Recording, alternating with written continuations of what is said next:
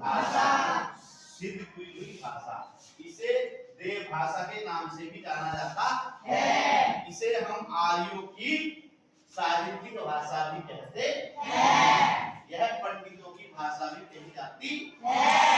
यह सबसे प्राचीन भाषा है। यह सभी भाषाओं की जननी है। समझ गए?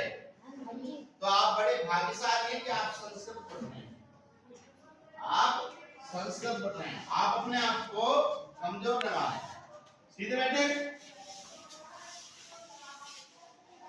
कहते हैं भाषा, किसी भी भाषा को सीखने के लिए उसके व्याकरण की जरूरत होती है और प्रत्येक भाषा का व्याकरण अलग अलग होता है। भाषा अर्थात व्याकरण से ही संपन्न होती है। किससे संपन्न होती है? व्याकरण से। तो किसी भी भाषा को समझने, बोलने, लिखने को आदान प्रदान करने के लिए व्याकरण की जरूरत होती है। व्याकरण क्या है? जिसके द्वारा हम किसी भाषा को शुद्ध बोलना, शुद्ध लिखना, शुद्ध समझना, पढ़ना आता है, वह व्याकरण कहलाता है। क्या कहलाता है? व्याकरण।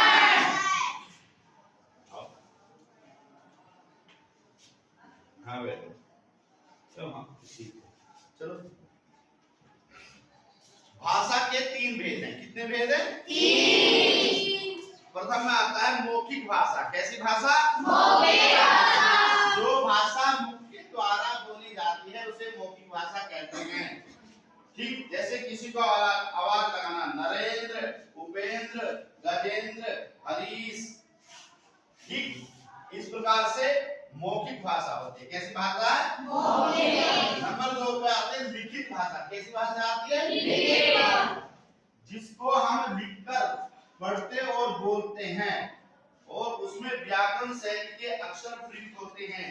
जैसे ए, आ, ई, क, ख, व।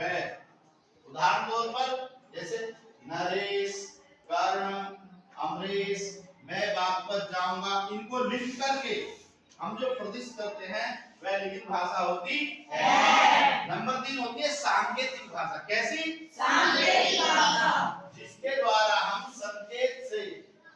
संकेतों के द्वारा हम बातों को समझते हैं।